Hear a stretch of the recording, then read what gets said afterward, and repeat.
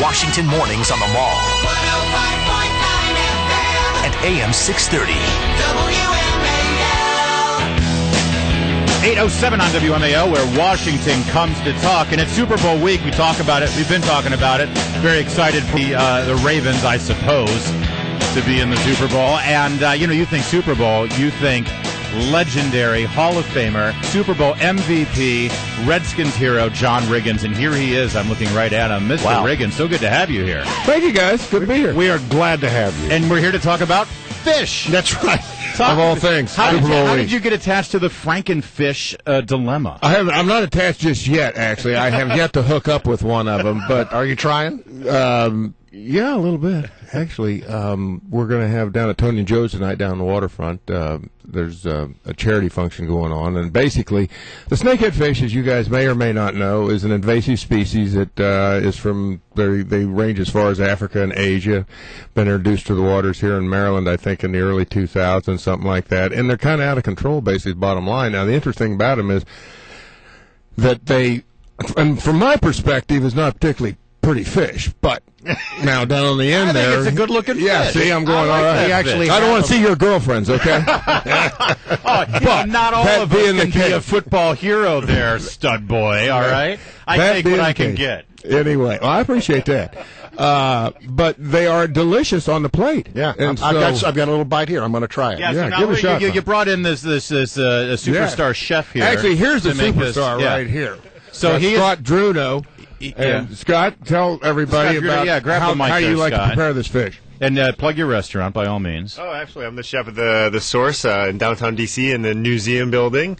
So we're making snakehead today. We're trying to eradicate snakehead by eating it. There you go. If you can't beat them, you got to eat them. So that's the slogan we're going with. All right. But today we've made a smoked applewood smoked snakehead with a crisp potato and chili garlic sauce. Got a little kick to it. Is it good there? It's You good, like yeah. it? You're hogging it. I haven't gotten any. You can't have any. By the way, Scott, I want you to stick around because we're doing a segment on media coming up, and I want to hear about what Stephanopoulos does when he's over there at the museum. He's a big pain, isn't he? I can't give you any inside track to that. All right. I sign a waiver every day.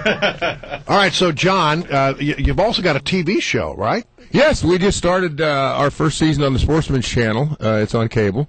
It's on 11:30 Saturday mornings. But for you guys, as I tell people, I mean, it's also on 3:30 Wednesday mornings. There you go. Right before you go to work, you can check out Wiggle on the Range. And like I said, it's 11:30 Saturday mornings. And because I like it's a combination of hunting and cooking. Well, given what's going on with the debate in this country over the Second Amendment and guns, how do you feel about all that? Well, obviously, I like to use weapons, and so I'm pro-gun, but there's obviously things that everybody has to look at and see what's reasonable at this point in time. I mean, you can make an argument both ways when you hear every side of the story. It's something that's extremely complicated, and it's going to be for quite some time, and it's a matter of people finding common ground if they can.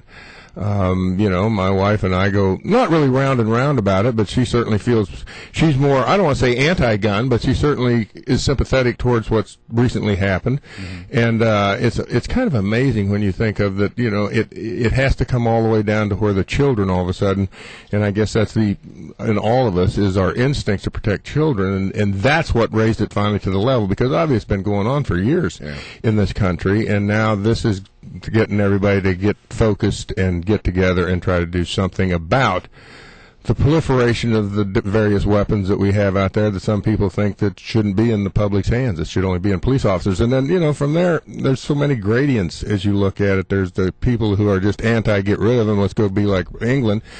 And, clearly, I mean, I'm not going to pretend I'm particularly well educated on this subject, but I find that the Canadians probably have as many guns as the Americans, and they don't have these kind of incidents. So to me, it starts with our culture and what we teach our young people and how we grow and live as human beings.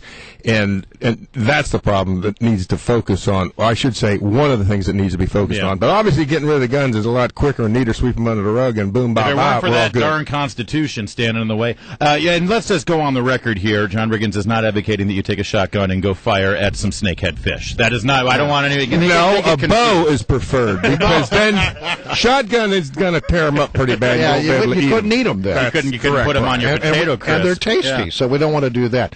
You know, we got the Super Bowl coming up, and I just want to talk to you. You've been in a Super Bowl. You know what it is to be in a Super Bowl. He owned the Super Bowl. Come on. I mean, he was an MVP of the Super Bowl. So tell me what these guys are going through as they get ready for the big show. Well, I'm trying to think. Yeah, for both these teams, it's been a while since Baltimore's been there, and certainly it's been quite a while since San Francisco's been there. It's so much different now than when I played. For me to try to give you advice, it's 27 years ago. Actually, 30 years ago, I guess. Was it a lot like the book Semi-Tough? I always imagine it was really. You remember, where they talked about all the parties going on and how the players at the Super Bowl. Yeah. I never read the book. I think I saw the movie. Is that the one by Dan Jenkins? Yeah, it is exactly. Nick Nolte. He was right, in the and movie. the players. It was just party after party, and they were just having a blast. That's the part I remember best. Yeah. I had just left a party, saw the movie, and went back to a party. And then played the game. This week, I think that, any more than such big business, and that's his underlying business, that first of all, it's such an irony because here you are playing in the biggest game of your life, theoretically, and at the same time, it's the week with the most distractions. So, it's there to me is a contradiction because you've got 2 media days, I think. Well, you don't do that during the regular season, and these are pretty much meaningless games, if you will, compared to this game. And so you go through with all the distraction, family, friends, getting tickets, doing all this stuff. You're not even staying in your own house. You're on the road. It's kind of interesting how it's kind of a sleight of hand trick because to say that you're going to see top quality football, you would think that this isn't the way coaches would want it to be. I mean, it's just like, we got to be at home, focus. So it's very difficult. And there's a lot, like I said, there are a lot of distractions. Well, the game of football is in the news right now because people are so concerned about the long-lasting injuries, and even the president spoke out about it this week, saying that he thinks that the game is going to have to fundamentally change. I mean, it's already a heck of a lot different than when you were playing, but are you worried that the game is going to change in such a way that it's not going to be football as we've known it? Worried would not be the correct word. I mean, personally, it really wouldn't make any difference to me because I have to go agree with the folks that do look at the game and understand that the basic, if you look at it, the business plan is flawed. It's probably the only sport that I can think of. Of course, they ruled that out years ago. It was jousting in medieval days, when you ran at one another with with lances, and try to knock somebody off a horse. It's kind of the same principle. Well, if you look at it, you've got guys running at one another full speed, and there's going to be a collision. I'm going to tell you something. You do that for 5, 6 years, or 10 or 15 years. There's going to be an overall effect on the human body, and that's what they're finding out. So I agree with you that I do think that the game will fundamentally change, and it already has. It's evolved tremendously from when I first started in 1971, and you see they keep sanitizing it more and more. And if you notice, and this is one thing that caught my eye, is that once upon a time the running back was probably the highest paid guy, second highest paid guy on the team, and sometimes could be the highest paid. Nowadays, they're at the very bottom of the food chain. That tells you they're eliminating the running game, which is more of the head-on stuff, which is causing the injuries. Yeah. And it's turning more into hockey, and I don't want to alienate hockey fans by saying it's not a tough sport, but it is, because it is.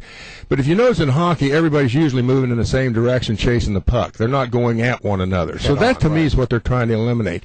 And it looks a lot like the game that, what is it called? Arena football. Right. Which is basically a combination between football and basketball, and that's, to me, where the game, it's evolving into a passing game. Hey, real fast, we got to run, but is it okay for Redskin fans to root for the Ravens? Can a self-respecting Redskin fan actually pull for the Ravens? I don't see why not. I will be. No, I won't. I don't really care who wins or who loses. I won't even watch the games. Wow. You're not going to. Not when I can be down catching snakeheads and eating the things and doing all kinds of He stuff. brought it right back and put a button on it. John Riggins, thanks for joining us today. And 6 to 10 Monday, that's today, at Snakehead at the Harbor, and it's the benefit of the Oyster Recovery Program in Miriam's Kitchen. That's correct. Good to have you on.